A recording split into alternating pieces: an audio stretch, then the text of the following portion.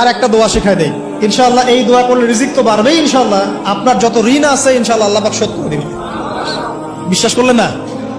এই দোয়া শিখাই দিচ্ছি, এই জন্য আমাকে হাদিয়া দেওয়া দরকার, স্পেশালি আমাকে এখন হাদিয়া দেওয়া দরকার। এটা গুরুত্বপূর্ণ দোয়া শিখাই দিচ্ছি। আলী রাদিয়াল্লাহু আনহু বলেছেন, কোন ব্যক্তির যদি পাহাড়ের সমানও ঋণ থাকে, এই দোয়া যদি আমল করে আল্লাহ পাক ওই ঋণও শোধ করে দিবেন ইনশাআল্লাহ।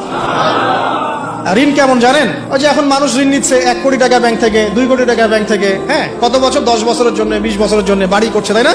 তার ধারণা এমন যে সে মারা গেলে তার ঋণটা কেউ না কেউ শোধ করে দিবেই দিবে, তাই তো? আর আল্লাহ রসুল কি বলছেন দেখেন, একজন মারা গেছেন, নবী সাল্লাল্লাহু আলাইহি ওয়াসাল্লামের সময় একজন মারা গেছেন। তো নবী করিম সাল্লাল্লাহু আলাইহি ওয়াসাল্লাম বলছেন, এই ব্যক্তির কি কোনো ঋণ আছে? একজন সাহাবী বলেন, হ্যাঁ ইয়া রাসূলুল্লাহ, তো ঋণ আছে। নবীজি বললেন, তোমরা ওর জানাজা পড়ো, আমাকে ডেকো না, তোমরা ওর জানাজা পড়ে নাও, আমি জানাজা পড়তে চাচ্ছি না। আমি এখন কেমন করে আপনাকে বুঝাবো ঋণ কত ভয়ঙ্কর জিনিস? আপনি যে ব্যাংক থেকে 3-4 কোটি টাকার লোন নিয়ে রাখছেন, লাখ লাখ টাকা লোন নিয়ে বসে আছেন, দিব্যি সুখে বসে আছেন, এমন চিন্তায় যে আপনার মৌত হবে না। আর নবী সাল্লাল্লাহু আলাইহি ওয়াসাল্লাম সময়ে একজন মারা যাচ্ছেন, তিনি বলছেন তোমরা জানাজা পড়ে নাও, আমি জানাজা পড়তে চাচ্ছি না। মানে ঋণগ্রস্ত ব্যক্তি জানাজাও তিনি পড়তেন না। তারপরে একজন এসে বললেন, ইয়া রাসূলুল্লাহ, আমি তার ঋণ শোধ করে দিব, তার যা ঋণ আছে আমি শোধ করে দিব। তখন নবী এসে জানাজা পড়লেন সাল্লাল্লাহু আলাইহি ওয়াসাল্লাম। তো আপনার এই কোটি কোটি টাকা ঋণ শোধ করার লোক তো রেডি আছে নাকি? আছে না?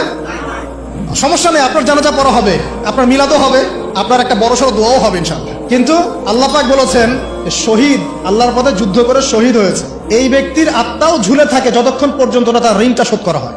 এবার বলেন আমি কি বুঝাবো আপনাকে? আর কিছু বলতে হবে? তো এখন সেই দোয়া শিখাচ্ছি আপনাদেরকে, যে দোয়া শিখলে আপনারা ঋণ থেকে বাঁচবেন ইনশাআল্লাহ। কত দিবেন বলেন? আচ্ছা, হ্যাঁ, এই তো, শুকরিয়া।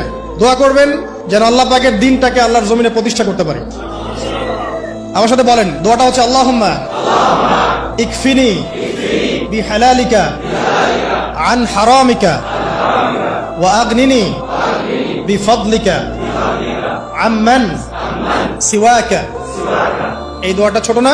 এটা মুখস্থ করবেন, সেজদায় পড়বেন, নামাজের সেজদায় পড়বেন, আত্তাহিয়াতু দরুদ শেষ তারপরে পড়বেন, নামাজ শেষে হাত তুলে করবেন, যখন তখন শেষ রাতটা করবেন, ইনশাআল্লাহ দেখবেন আপনার ঋণ বলতে কিছু থাকবে না ইনশাআল্লাহ। যদি থাকেও, বড় কোনো ঋণ থাকেও, আল্লাহ পাক অন্য কোনো মাধ্যমে এটা শোধ করার ব্যবস্থা করে দিবেন ইনশাআল্লাহ। ইনশাআল্লাহ লালমনিরহাটের 100 একর জায়গায় যত ধান হয়, এতগুলো ধান যদি আপনার আমল নামায় লেখা থাকে, মানে আপনার আমল নামা তাকদিরে আপনার তাকদিরে যদি লেখা থাকে যে আপনি 100 একর জমির ধান খাবেন তারপর মরবেন, আছে না লেখা?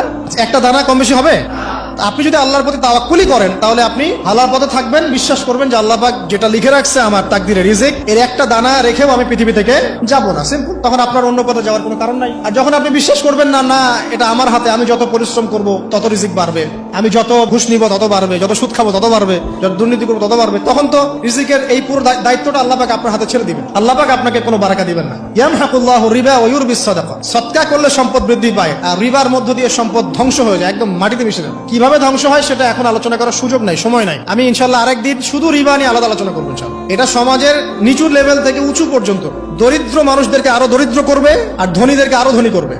সম্পদ এক শ্রেণীর মানুষের হাতে গিয়ে জমা হয়ে যাবে, সবার হাতে সম্পদ এভাবে সার্কুলেট করতে থাকবে না। আর যখন আপনি জাকাত ভিত্তিক অর্থনীতি চালু করবেন, সদকা করবেন, হালালে থাকবেন, ব্যবসা করবেন, তখন সম্পদ এক হাত থেকে আরেক হাতে ঘুরতে থাকবে।